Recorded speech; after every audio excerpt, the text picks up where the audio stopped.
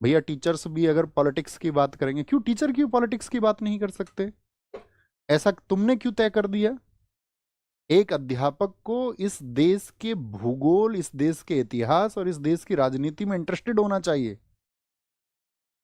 आचार्य चाणक्य एक अध्यापक थे, उन्होंने इस देश के बारे में विचार किया और इस देश की राजनीति पर पुस्तक लिखी, अर्थशास्त्र, आज दुनिया उसको फॉलो करती है।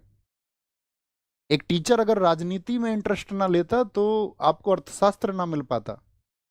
अब पूरी दुनिया जिस व्यवस्था को अपना रही है कि देश कैसे चल रहे हैं, वो व्यवस्था ना मिल पाती।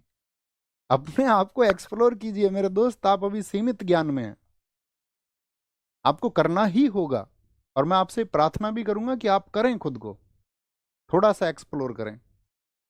एक बच्चे ने तो ये तक भी लिखा, मैं तुम्हें बताऊं, उसने कहा कि ये समाजवादी पार्टी के प्रशंसक हैं। तो कौन सी बड़ी बात हो गई इसमें? आप भी तो किसी ना किसी पार्टी के प्रशंसक होंगे।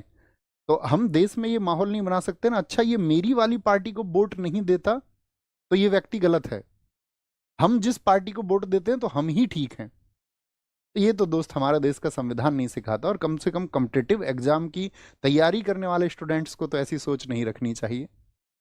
मत देना व्यक्ति का अपना अधिकार है, और आप किसी एक एजेंडे पर किसी पार्टी की तुलना यदि करोगे तो आपको सब एक जैसे दिखेंगे दोस्त, सबके अंदर खामियां तुमको निकलेंगी।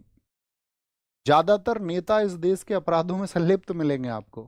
तो वो तो सबका व्यक्तिगत विषय है। अब आप कहें, आप में से कोई एक साथी कहे कि मैं कांग्रेस का समर्थक हूं, तो अच्छी बात है, वो उसका निजी विषय है, उसने उसके बारे में मंथन किया होगा, चिंतन किया होगा। कोई बोले मैं बीजेपी को वोट देता हूं, तो अच्छी बात है, वो उसका विषय है। कोई बोले मैं समाजवादी पार्टी को, कोई बोले मैं आजाद समाज पार्टी को वोट दूंगा, कोई बोले मैं बसपा को वोट दूंगा, कोई आम आदमी पार्टी को वोट देगा, तो वो उनका निजी विषय है। अब ऐसा थोड़ी ना तुम किसी को ये बोलोगे नहीं जी भैया ये हमारी वाली विचारधारा के समर्थक नहीं है तो ये गलत है। तो ये तो ह्यूमन वैल्यूज नहीं है फिर।